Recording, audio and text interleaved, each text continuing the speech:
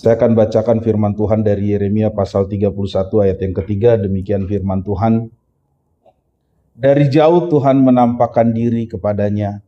Aku mengasihi engkau dengan kasih yang kekal. Sebab itu aku melanjutkan kasih setiaku kepadamu. Puji Tuhan. Hari ini saya beri tema firman Tuhan dengan tema kasih yang berkelanjutan. Bapak Ibu Saudara, kalau melihat konstruksi ayat ini, dimulai dari jauh Tuhan menampakkan diri kepadanya. Sepertinya ada menunjukkan sebuah perjalanan yang sementara dilakukan oleh bangsa Israel. Tetapi dari kejauhan Tuhan sudah menunjukkan perhatiannya. Dan ayat ini sebenarnya menceritakan mengenai sebuah fase-fase di mana ada kebaikan Tuhan yang nyata di dalam kehidupan bangsa itu, yang disebutkan dengan istilah berkelanjutan. Ada fase-fase yang Tuhan kerjakan yang digunakan dengan istilah aku melanjutkan kasih setiaku kepadamu. Nah, Bapak Ibu Saudara, apa yang disebut berkelanjutan itu sehubungan dengan fase-fase yang akan kita pelajari? Mari kita lihat di dalam ayat yang kedua. Saya akan baca ayat yang kedua buat kita semua. Beginilah firman Tuhan, ia mendapat kasih karunia di padang gurun, yaitu bangsa yang terluput dari padang gurun itu. Israel berjalan mencari istirahat bagi dirinya. Perhatikan kalimat yang di tengah itu. Dijelaskan yaitu bangsa yang terluput dari padang itu.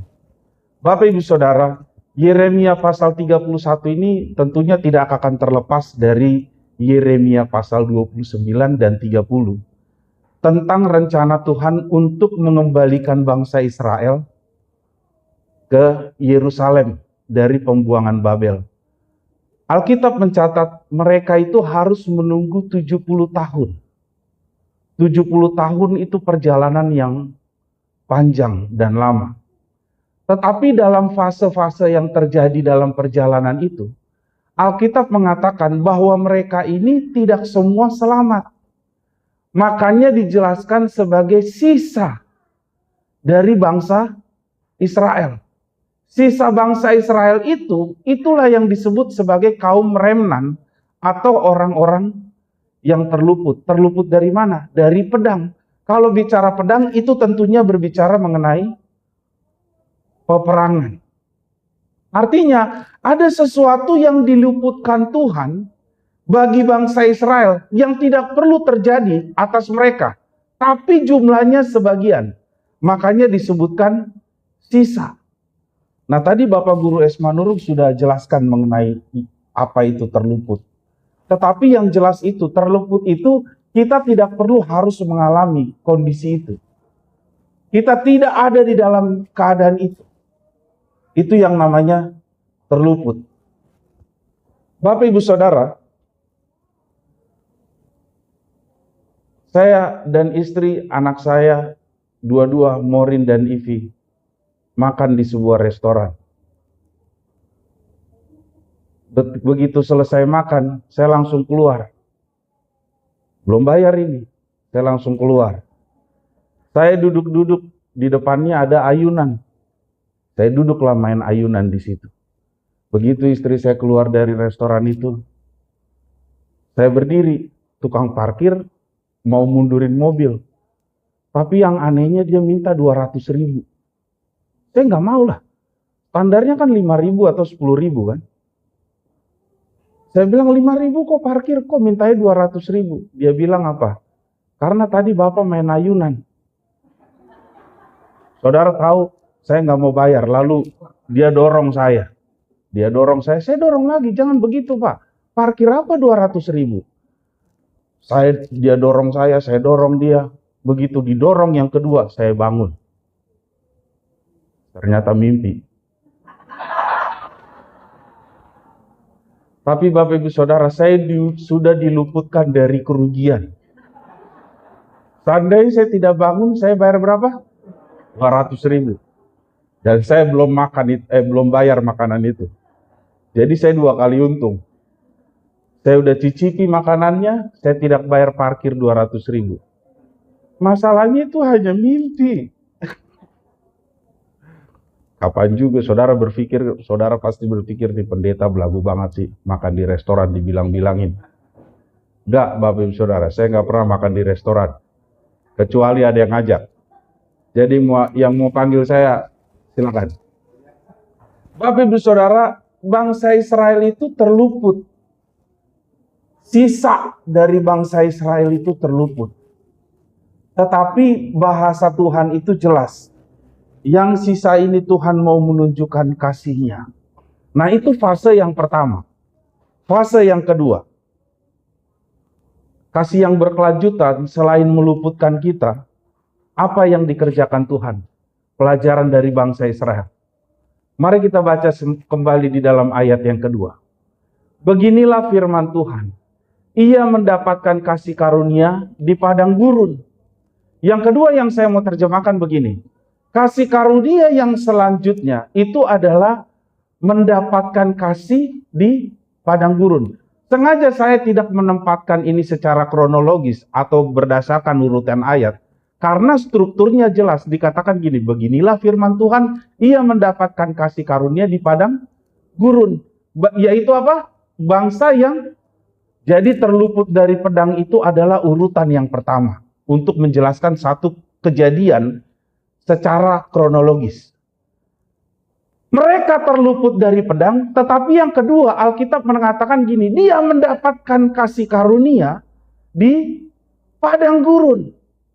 Kalau saudara baca literatur apapun yang menjelaskan mengenai padang gurun, apakah itu berdasarkan perjalanan bangsa Israel keluar dari tanah Mesir, saudara pasti setidaknya menemukan satu kesimpulan bahwa padang gurun itu berbicara mengenai kekeringan, kesusahan, perjalanan yang sukar. Tidak ada tanda atau rambu jalan selain yang diberikan oleh Tuhan, yaitu apa? Tiang awan dan tiang api. Artinya kalau Tuhan tidak memberikan petunjuk-petunjuk itu, tidak ada satu orang yang bisa selamat dari bangsa Israel. Kalau sekarang mungkin ada kompas, tapi saya nggak tahu apakah Google Map bisa berlaku di padang gurun.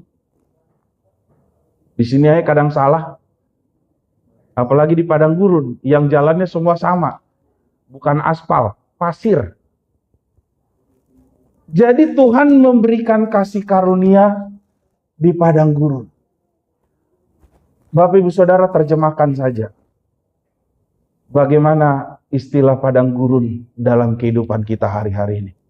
Apakah itu pekerjaan, apakah itu usaha. Tetapi yang luar biasa, kata padang gurun itu diawali dengan mendapat kasih karunia. Semua kita paham bahwa kasih karunia itu adalah sesuatu yang tidak dapat, tidak pantas, tidak layak kita terima. Tetapi Tuhan berikan, itulah kasih karunia. Dan itu yang Tuhan kerjakan bagi bangsa Israel. Dan saya percaya Tuhan juga sanggup mengerjakan itu bagi kita hari ini. Haleluya. Padang gurun itu tidak bisa kita lihat. Sama mungkin seperti lautan. Tidak bisa kita pahami mana ujungnya. Itulah cara Tuhan memimpin bangsa Israel. Supaya mereka itu bukan melihat keadaannya, tetapi melihat Tuhannya melalui tanda awan dan tanda api. Bapak Ibu Saudara, Mama Grace atau Ibu Majelis Tampu Bolon, waktu muda itu dia suka bikin kerajinan kristik, apa ya? Kristi atau kristik. Dari ada itu jaring-jaring lalu dimasukkan benang wol, dia lihat bukunya. Waktu itu saya ingat dia bikin panda. Waktu saya lihat dia buat, ini dia bikin apa? Dia tusuk-tusuk lalu kumpul benangnya di situ. Nggak kelihatan bentuknya. Sampai dia gunting semua, setelah sudah ikuti, dihitung tuh 1, 2, 3 dijahit. 1, 2, 3 dijahit. sininya 2 dijahit. Begitu dia gunting baru kelihatan tuh semua. Bentuknya pandan. Siapapun kita seperti itu. Kalau kita tidak bisa melihat, itu karena Tuhan mau kita melihat rambu yang Tuhan berikan. Tiang awan dan tiang api. Karena sekalipun kita berjalan di padang gurun, Alkitab mengatakan saudara dan saya akan terus mendapatkan kasih karunia. Yang mengerti katakan haleluya. Mungkin hari ini banyak dari kita berkata makin sulit ya, makin berat ya. Tetapi itulah kasih karunia yang tidak layak kita terima, yang tidak bisa kita dapatkan, yang tidak bisa kita buat sendiri, tetapi Tuhan berikan di dalam kehidupan kita. Itulah kasih karunia. Yang mengerti katakan haleluya. Itu sebabnya jangan berkecil hati. Fase yang pertama, Tuhan meluputkan dari pedang. Yang kedua, Tuhan memberikan kasih karunia di padang gurun. Yang ketiga, mari kita lihat di dalam ayat yang kedua sekali lagi. Beginilah firman Tuhan, ia mendapat kasih karunia di padang gurun, yaitu bangsa yang terluput dari pedang itu. Israel berjalan mencari istirahat bagi dirinya. Yang ketiga, perhatikan kalimat Israel berjalan mencari istirahat bagi dirinya. Kalau Bapak Ibu Saudara melihat istilah mencari istirahat bagi dirinya, ini seolah-olah menunjukkan satu perjalanan yang melelahkan. Tetapi sebenarnya Israel berjalan mencari istirahat itu adalah tempat perhentian sesungguhnya. Jadi setelah Tuhan meluputkan, Tuhan memberikan kasih karunia. Yang ketiga, Tuhan itu mengembalikan mereka ke Yerusalem. Tempat peristirahatan atau tempat perhentian itu.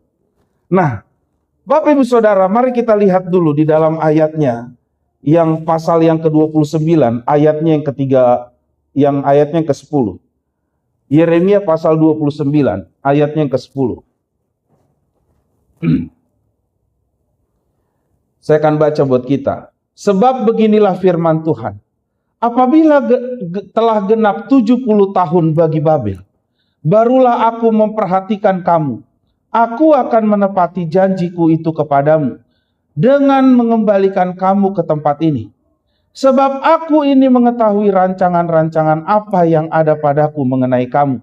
Demikianlah firman Tuhan, yaitu rancangan damai sejahtera dan bukan rancangan kecelakaan, untuk memberikan kepadamu hari depan yang penuh harapan. Poin yang ketiga ini, Tuhan memberikan tempat perhentian. Bapak Ibu Saudara, ayat ini kan ayat emas buat kebanyakan kita.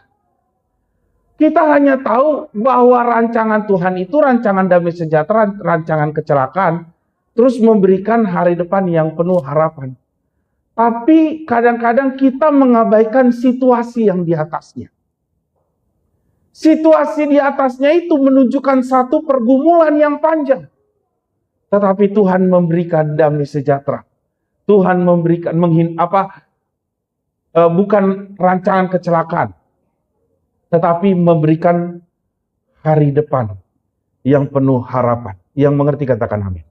Jadi kalau saudara jadikan ini sebagai ayat emas, pahamilah semua yang di atasnya. Oh ternyata situasinya seperti ini. Supaya pada saat keadaan yang seperti itu ada, itu tidak melemahkan iman kita. Haleluya. Itu tidak membuat kita tawar hati. Karena rancangan Tuhan itu rancangan damai sejahtera, bukan kecelakaan. Dulu saya pernah cerita, pulang dari kampus di STT Tawangmangu, lagi libur Desember, orang tua saya belum kirim uang sampai tanggal 24, padahal berapa hari sebelumnya itu sudah libur. Dan mahasiswa itu udah banyak yang pulang ke daerah mereka masing-masing. Hanya satu saya mahasiswa yang belum pulang. Tapi tanggal 24 malam, atau sore, mama kirim uang ke saya. Lalu saya beli tiket mobil. Bapak Ibu Saudara, karena itu perjalanan malam Natal, tidak ada penumpang sama sekali. Begitu sampai di Salatiga, baru ada tambah suami istri dengan anaknya. Habis itu tidak ada lagi penumpang, hanya kami berempat. Ada satu lagi, saya lupa di daerah mana dia naik, laki-laki. Saya berangkat dengan teman saya, asal dari Manado, namanya Hendra Lumanau. Dia mau ketemu keluarganya di Jakarta. Sampai di daerah Subang, ada kecelakaan mobil yang saya gunakan biang lala dan mobil bineka. Sampai hancur itu mobilnya, karena tabrakan muka dengan muka. Di daerah Pamanukan, hancur. Semua orang sana bilang ini mah bukan biang lala, biang kerok ini mah katanya.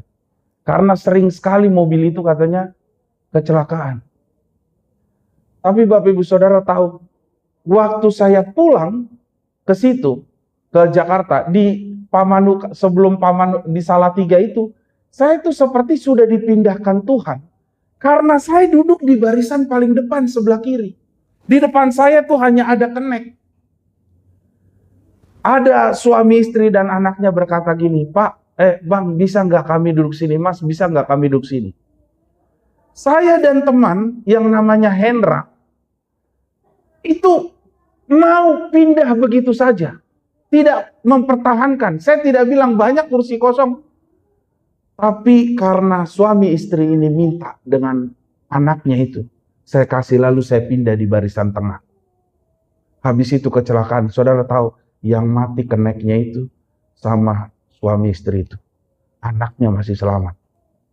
Saudara tahu siapa yang tolongin? Saya. Keneknya mati, supirnya kabur. Saya dorong itu tiang kaca yang sebelah kiri, karena udah kejepit. Udah megap-megap, udah nancap di tubuhnya keneknya. Saya pulang, baju saya itu berdarah-darah.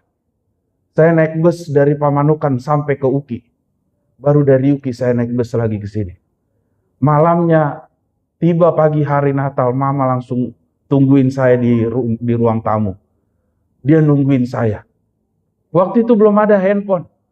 Malamnya dia bermimpi, saya diterkam harimau.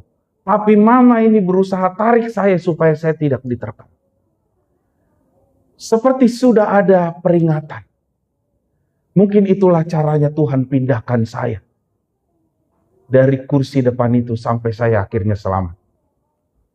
Bapak Ibu Saudara, rancangan Tuhan itu rancangan damai sejahtera. Haleluya. Bukan rancangan kecelakaan. Yang Tuhan kerjakan, pasti setiap kita akan sampai pada tujuan yang disebut tempat perhentian. Jadi kalau hari-hari ini ada banyak kesukaran dalam hidup, saudara harus percaya, kita semua harus percaya, bahwa di padang gurun Tuhan ada. Di tengah perang Tuhan ada. Di tengah kesusahan Tuhan ada. Sampai akhirnya kita sampai kepada tujuan dan rencana Tuhan. Haleluya. Tidak perlu hidup di dalam kekhawatiran. Saudara, di dalam ayat yang pertama, pasal 31, firman Tuhan mengatakan begini, dimulai dari kata, pada waktu itu, demikianlah firman Tuhan. Aku akan menjadi Allah segala kaum keluarga Israel, dan mereka akan menjadi umatku. Saudara harus percaya, saya harus percaya, kita semua harus percaya. Bahwa ada waktu Tuhan akan menyatakan diri. Sekali lagi, di tengah padang gurun, di tengah perang, kita akan diluputkan. Bahkan kita akan sampai kepada tujuan Tuhan. Haleluya. Tuhan Yesus memberkati. Mari kita bangkit berdiri.